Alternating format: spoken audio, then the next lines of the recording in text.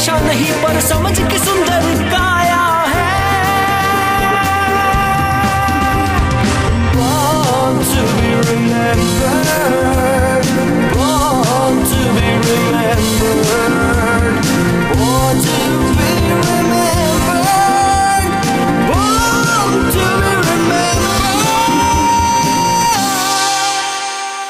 कुछ लोग ऐसे होते हैं जिन्हें किस्मत बहुत सी मुश्किलों के बाद भी रोक नहीं पाती है। उनको वो स्थान मिलता ही है जिसके लिए वो बने हैं। हमारी ये हस्ती भारतीय विज्ञान का पहला नाम है। वो भारत के पहले रिसर्च वैज्ञानिक हैं। उन्होंने ही रेडियो वेव्स को पता लगाने वाले यंत्र को बनाया। साथ ही उन्होंने पौधे में इलेक्ट्रिकल पार्ट होने की बात भी सबसे पहले बताई। उनके नाम से आप अच्छी तरह वाकिफ हैं, जो हैं जगदीश चंद्र बोस। उन्होंने पहली भौतिकी और फिर फिजियोलॉजी पर रिसर्च की। जनवरी 1897 में उन्होंने रॉयल इंस्टीट्यूट लंदन में व्याख्यान दिया। व्याख्यान में उन्होंने रेडियो तरंगों की पीढ़ी पता लगाने वाले अपने उपकरण का प्रदर्शन किया। जगदीश चंद्र बोस ने सबसे पहले मिलीमीटर लंबाई की रेडियो तरंगों का पता लगाया और उनके बारे में जाना। उन्होंने जेसी बोस ड्रीम 2047 CMY ट्रांसमिशन की विधि को सिद्ध किया। ये वायरलेस टेलीग्राफी के क्षेत्र में उनके द्वारा किया गया अग्रणी काम माना जाता है। वो माइक्रोवेव ऑप्टिक्स टेक्नोलॉजी में सबसे आगे थे। उन्होंने ही सबसे पहले देखा कि सेमीकंडक्टर रेक्टिफायर रेडियो वेव्स का पता लगा सकते हैं। लेकिन ये सब आसान नहीं था। उन्हें अपने जुनून को लेकर बहुत सी परेशानियों का सामना करना पड़ा, जिनमें आर्थिक समस्या सबसे बड़ी थी। वो बड़े वैज्ञानिक तो थे ही, लेकिन उससे बड़ा था उनका व्यक्तित्व।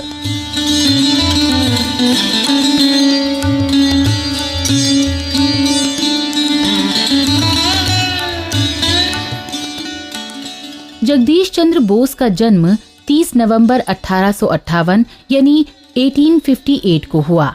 उनका जन्म बांग्लादेश में हुआ था। बोस जी ने अपनी शिक्षा वर्नाकुलर भाषा में शुरू की। ये बांग्ला स्कूल था जो उनके पिता द्वारा फरीदपुर में स्थापित किया गया था। उनके पिता ब्रिटिश पुलिस में अच्छे पद पर कार्यरत थे। वो जगदीश चंद्र जी को अच्छे अंग्रेजी स्कूल में पढ़ा सकते थे, लेकिन उन्होंने जगदीश चंद्र बोस को मातृभाषा में ही पढ़ने दिया। स्कूल जीवन से ही वो प्रकृति के करीब आ गए। 1869 यानी 1869 में जगदीश चंद्र जी को पढ़ने के लिए कोलकाता भेजा गया। यहाँ उन्होंने सेंट जेवियर्स कॉलेज में दाखिला लिया। कॉलेज में वो लगातार विज्ञान की ओर आकर्षित हुए। बोस पढ़ाई के दौरान फादर यूजीन लेफॉन्ट के संपर्क में आए, जो उस समय कोलकाता के विज्ञान जगत में जाना माना नाम थे। जगदीश चंद्र जी ने अपनी प्रतिभा से उन्हें हैरान कर दिया।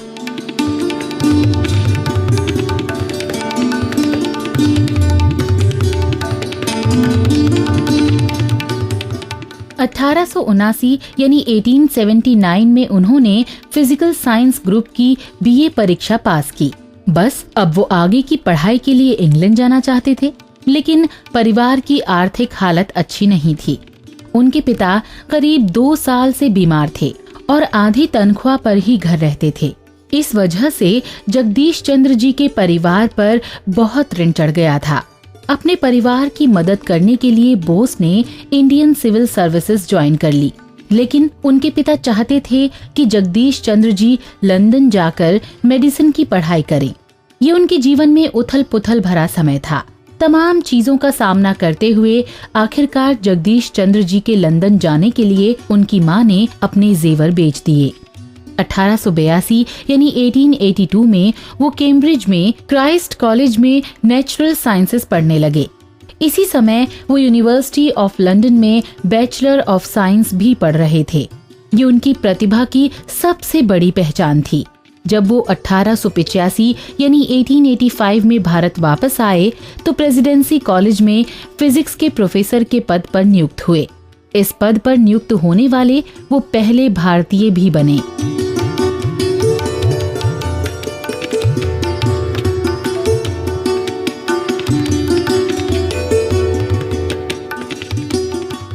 लेकिन जगदीश चंद्र जी की परेशानी यहाँ खत्म नहीं हुई।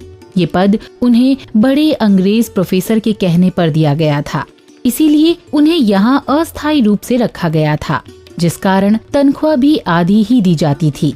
जगदीश चंद्र जी ने इसका विरोध किया और आधी तनख्वाह लेने से भी मना कर दिया। कॉलेज में पढ़ाते पढ़ाते 3 साल निकल गए और दोस्तों, यहीं से किसी के व्यक्तित्व की पहचान होती है। आप मुश्किलों का सामना करते हैं या उनसे भाग जाते हैं। जगदीश चंद्र जी परिस्थितियों के आगे झुके नहीं और परिणाम आज हम सबके सामने है। जिस कॉलेज ने बोस को पूरी तनख्वाह नहीं दी, बाद में वही कॉलेज उनके कारण ही अंतर्राष्ट्रीय स्तर पर जाना जाने लगा।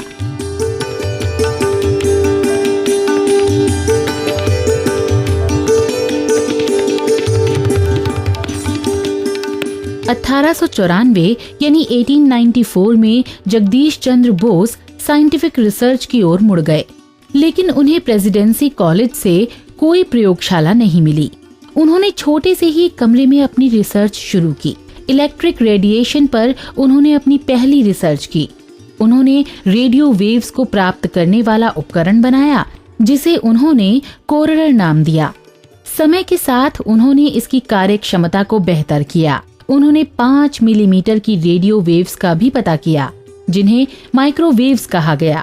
ये माइक्रोवेव्स वर्तमान समय में radars, ground telecommunication, satellite communication, remote sensing और माइक्रोवेव ओवन्स में उपयोग होते हैं। The learned gathering listened with polite interest as the obscure Indian scientist described his pioneering measurements of radio waves. Through his experiments, Bose also discovered that both metals and living animal tissue respond in a similar way to the effects of radiation. He postulated, if the continuity exists between such extremes as metal and animal tissue, similar effects should be present in the plant kingdom. Touching the leaves of Mimosa pudica with a cotton soaked in ether, Bose demonstrates the fainting response in a plant. The object of his future experiments was to prove through the design and use of highly specialized machines that all the characteristic responses exhibited by animal tissue are also to be found in plants. Bose ने अपनी research के लिए London की royal society से संपर्क किया और अपने पेपर उन्हें भेजे। सोसाइटी को उनका काम पसंद आया और उन्होंने पेपर प्रकाशित किए। द इलेक्ट्रीशियन में बोस के 3 पेपर प्रकाशित हुए। किसी भी भारतीय वैज्ञानिक के पश्चिमी वैज्ञानिक पत्रिका में छपने वाले ये पहले पेपर थे। दोस्तों, रॉयल सोसाइटी ने बोस को आर्थिक मदद के लिए भी न्योता दिया ताकि वो अपनी रिसर्च ठीक से कर पाएं। इस रिसर्च से बोस को अंतर्राष्ट्रीय ख्याति मिली और कॉलेज भी उनकी 3 साल से रुकी पूरी तनख्वाह चुकाने को तैयार हो गया। रिसर्च पेपर छपने के बाद द यूनिवर्सिटी ऑफ लंदन ने उन्हें डॉक्टर ऑफ साइंस से नवाजा, वो भी बिना किसी परीक्षा के। 1896 यानी 1896 में उन्होंने British association for advancement of science में अपनी खोज का डेमोन्स्ट्रेशन भी दिया। 19 जुलाई 1897 यानी 1897 को उन्होंने on the polarization of electric rays के ऊपर लेक्चर दिया, जिसे बाद में प्रकाशित भी किया गया। 20वीं सदी के शुरुआती सालों में भारत वापस आकर बोस ने सजीव और निर्जीव वस्तुओं के बारे में रिसर्च शुरू की। प्लांट टिश्यूज यानी ऊतक और एनिमल टिश्यूज की समानता पर उन्होंने जानकारी दी। जगदीश चंद्र बोस ने मोनोग्राफ के रूप में अपनी जांच प्रस्तुत की। उन्होंने प्लांट्स में इलेक्ट्रिक रिस्पॉन्स को पाया। उन्होंने अपनी खोज से नए उपकरण भी बनाए, जिनमें क्रेस्कोग्राफ सबसे महत्वपूर्ण है। It was from those who till the ground and make the land blossom with green bounty that I do my love of nature. 1915 यानी 1915 में वो सेवानिवृत्त हुए, लेकिन इसके बाद भी उनकी रिसर्च जारी रही, जिसका मुख्य विषय प्लांट फिजियोलॉजी था। 23 नवंबर 1917 को उन्होंने अपने रिसर्च संस्थान की स्थापना की। रविंद्रनाथ टैगोर उनके करीबी मित्र थे। रिसर्च संस्था की स्थापना के लिए रविंद्रनाथ टैगोर ने उनकी आर्थिक मदद भी की। 23 नवंबर 1937 को उनकी मृत्यु हुई। हमारे देश के लिए जगदीश चंद्र जी का योगदान बहुत महत्वपूर्ण है। एक वैज्ञानिक के अलावा उनका व्यक्तित्व संघर्ष की बहुत बड़ी मिसाल है, जिससे मुश्किल हालात में प्रेरणा ली जा सकती है। हमारी ओर से उन्हें सलाम।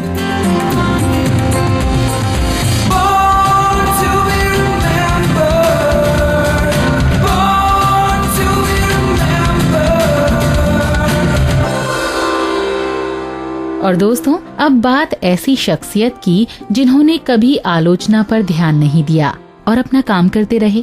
वो दुनिया के बड़े लेखकों में आज भी गिने जाते हैं। उन्होंने the adventures of Tom Sawyer और एडवेंचर्स ऑफ हकलबेरी फिन लिखे हैं, जिन्हें महान अमेरिकी उपन्यासों में गिना जाता है। Mark Twain really is one of the most incredible and influential writers in American literature, and his influence is still very much palpable in writing today. दोस्तों, आज ही के दिन मार्क ट्वेन 1835 में फ्लोरिडा के छोटे से नगर में पैदा हुए। उनका बचपन का नाम सैमुअल लॉन्गहॉर्न क्लीमिंग्स था। जब वो 4 साल के थे तो उनका परिवार मिसिसिपी के पास हैनिबेल में रहने आ गया।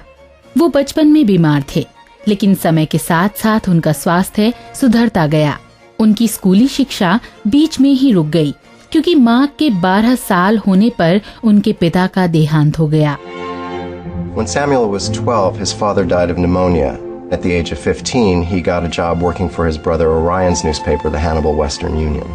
मार्क पढ़ाई छोड़कर प्रिंटर का काम सीखने लगे और 2 साल बाद उन्होंने अपने भाई का समाचार पत्र प्रिंटर और सहायक संपादक के रूप में ज्वाइन किया। यहीं से मार्क को राइटिंग से लगाव हो गया। उनको व्यंग और हास्य लिखने में रुचि होने लगी। अपने पत्रकारिता के शुरुआती दौर में उन्होंने न्यूयॉर्क, फिलाडेल्फिया और वॉशिंगटन में काम किया, लेकिन उनके मन में ठहराव नहीं आया और वो रिवर पायलट बन गए। उन्हें एडवेंचर बहुत पसंद था और रिवर पायलट होते हुए ही उन्हें मार्क ट्वेन का नाम भी मिला। Mark Twain became a cub pilot on a steamboat on the Mississippi River. He later became a full-fledged pilot, and he thought it was the best time of his life. But in 1861, when the Civil War broke out, the steamboat trade absolutely came to an end, and he was out of a job. 1861 यानी 1861 civil war के समय नदी का व्यापार रुक गया। इसीलिए फिर से मार्क समाचार पत्र में पत्रकार बन गए, लेकिन अब उनका दायरा पूरे अमेरिका में फैला हुआ था। कुछ ही साल बाद मार्क ने अपनी कहानी the celebrated jumping frog of Calaveras County के जरिए लोकप्रियता हासिल की।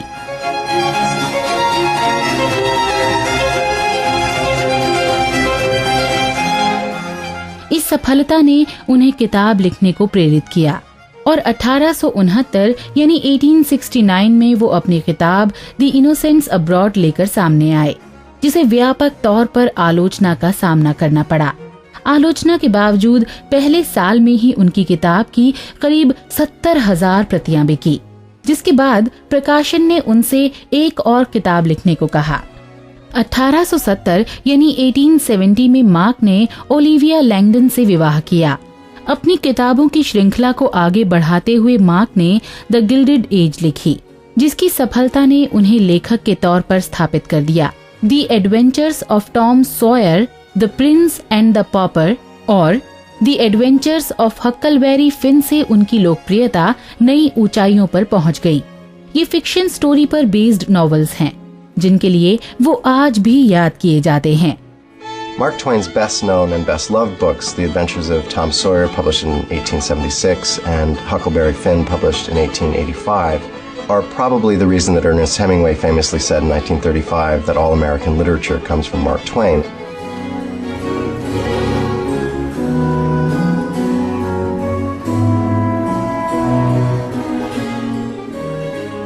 (1910) में उनकी मृत्यु हो गई। उन्होंने अपनी जिंदगी में 28 किताबें और बहुत सी लघु कहानियां लिखी। 1885 यानी 1885 में उन्हें साहित्य समिति ने ग्रेटेस्ट कैरेक्टर राइटर्स में से एक गिना था। हमारी ओर से उन्हें श्रद्धांजलि।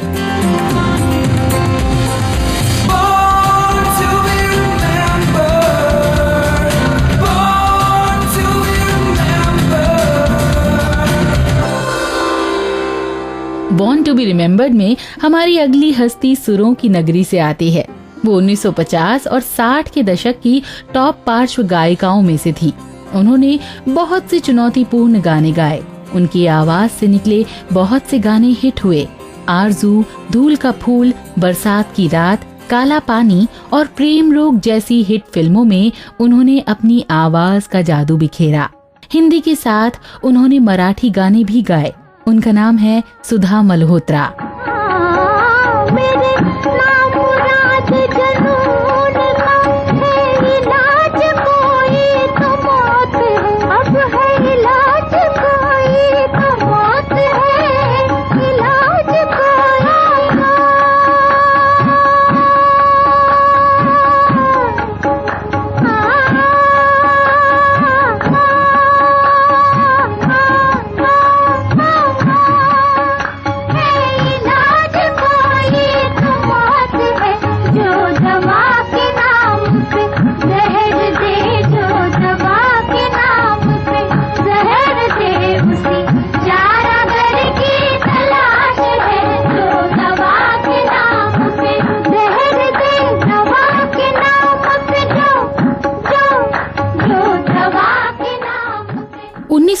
में आज ही के दिन जन्मी सुधा जी का म्यूजिकल करियर 5 साल में ही शुरू हो गया था। सुधा जी के माता पिता ने संगीत को लेकर उनके समर्पण को देखा और उनको संगीत की ओर बढ़ने दिया। सुधा जी को फिरोजपुर में हजारों की ऑडियंस के सामने गाते हुए लाहौर के फेमस संगीतकार गुलाम हैदर ने देखा और उनकी प्रतिभा को पहचाना। स्टेज कार्यक्रमों के साथ Sudha ji all India radio Lahore में भी कार्यक्रम करती रहीं। उस्ताद अब्दुल रहमान खान और पंडित लक्ष्मण प्रसाद जयपुर वाले के सानिध्य में उन्होंने भारतीय शास्त्रीय संगीत की शिक्षा पूरी की। पूरी तैयारी के बाद सुधा जी ने 1950 में फिल्म आरज़ू में अपना पहला गाना गाया और उस समय उनकी उम्र मात्र 14 साल की थी। मिल मिल के बिछड़ गए ने, मिल मिल के बिछड़ गए ने, गया सुख जय जुदाई आ गई, हाय जुदाई आ गई, मिल मिल के बिछड़ गए ने।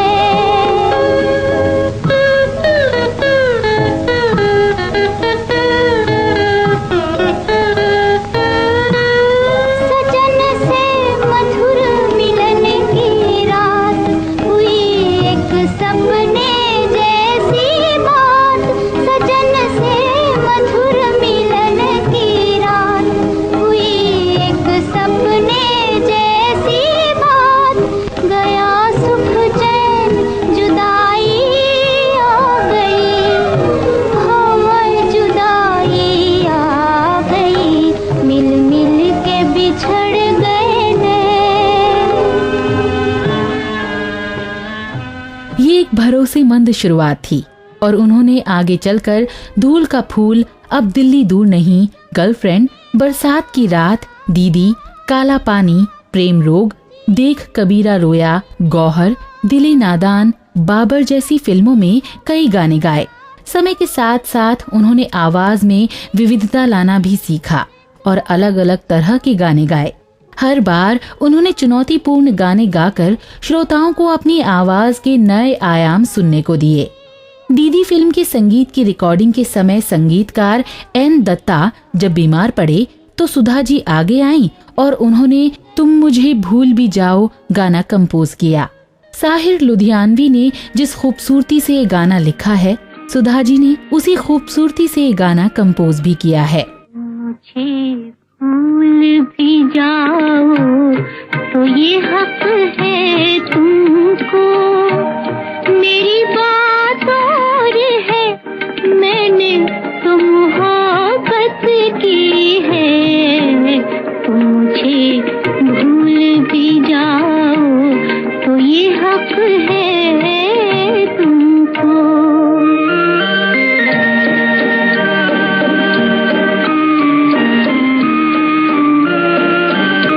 मेरे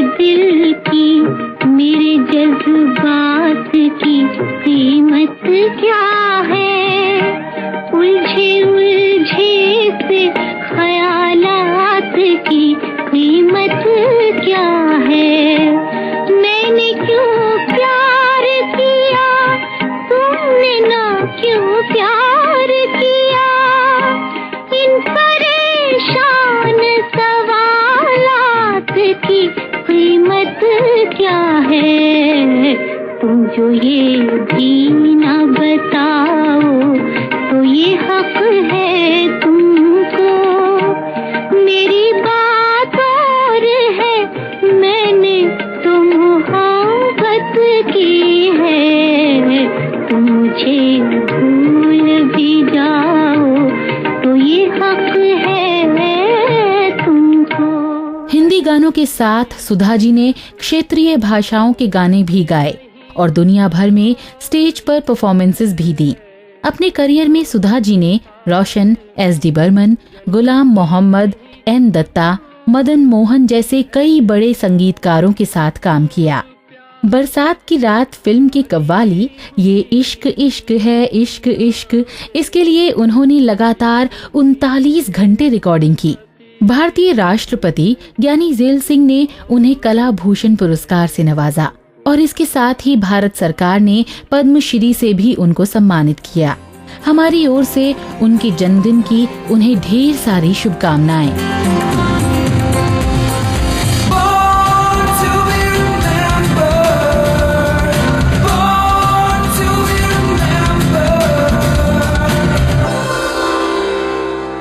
और दोस्तों, शो में हमारी आखिरी हस्ती विज्ञान जगत से हैं।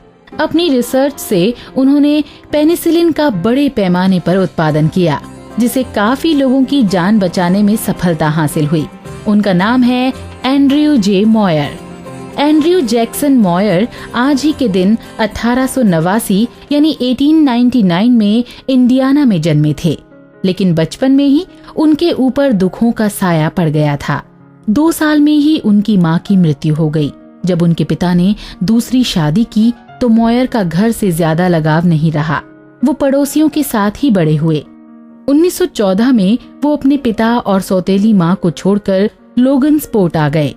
वो बैश कॉलेज में पढ़ते हुए वो पहले विश्व युद्ध के दौरान अमेरिकी सेना से भी जुड़े।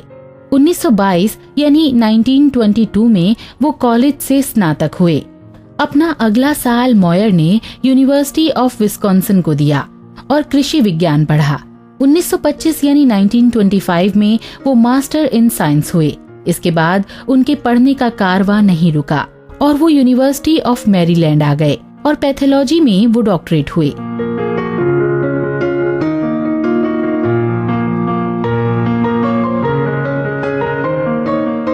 (1940) यानी 1940 में उन्हें नॉर्दर्न रिसर्च लेबोरेटरी के डायरेक्टर ने प्रयोगशाला ज्वाइन करने के लिए कहा। ये प्रयोगशाला सरकार द्वारा एग्रीकल्चर साइंसेस के औद्योगिक विकास के लिए चलाई जा रही थी। मॉयर तैयार हो गए और मक्का और गेहूं के विषय में बड़े पैमाने पर पढ़ने लगे। इस समय वो नहीं जानते थे कि कुछ समय बाद वो ऐसे प्रोजेक्ट में काम करेंगे जो लाखों लोगों की जान बचाएगा। 1920 यानी 1920 के दशक के अंत में अलेक्जेंडर फ्लेमिंग ने बैक्टीरिया मारने की शक्ति रखने वाली फफूंदी यानी मोल्ड की खोज की। इसे उन्होंने पेनिसिलिन कहा। अगले 1 दशक तक यूरोप के वैज्ञानिक इस फफूंदी के बड़े तौर पर निर्माण पर लगे रहे, लेकिन उन्हें सफलता नहीं मिली। दूसरे विश्व युद्ध के दौरान ये मोल्ड विकसित होने के लिए मॉयर के पास आया। उन्होंने इस मोल्ड में कॉर्न स्टीप लिकर यानी मकई की शराब मिलाई। इस विधि और कुछ बदलावों के बाद वो इसकी पैदावार बढ़ाने में सफल रहे। मॉयर ने इसे जल्द ही पेटेंट भी करवा लिया, जिससे ब्रिटिश वैज्ञानिक नाखुश हुए। अगले 3 साल मॉयर ने पेनिसिलिन को बेहतर करने पर लगाए। फिर वो और उनके सहकर्मी बड़ी मात्रा में पेनिसिलिन बनाने में लगे रहे, जिसने दूसरे विश्व युद्ध के दौरान हजारों सैनिकों की जान बचाई।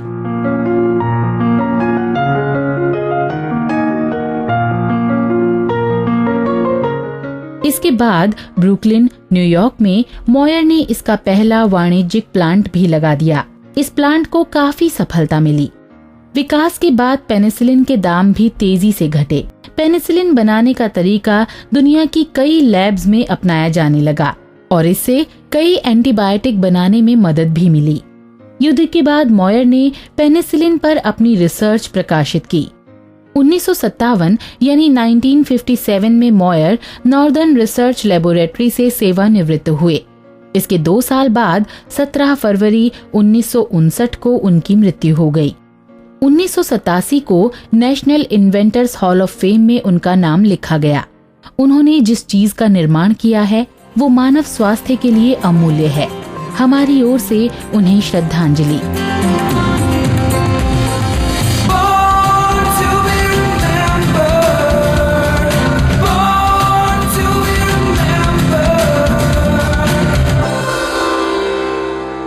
तो दोस्तों, आज का ये सफर बस अब यहीं समाप्त होता है। तो बबीता को दीजिए यहीं पर इजाजत।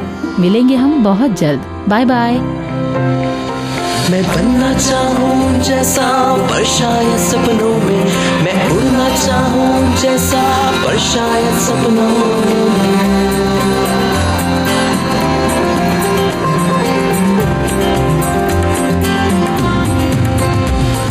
सपनों की है उड़ान, कांटे बन गए फूल समान, रोक न पाए वो मुझको मुट्ठी में मेरी ये आसमान। Born to be remembered, born to be remembered। इस कार्यक्रम के कार्यकारी निर्माता जैनेंद्र सिंह,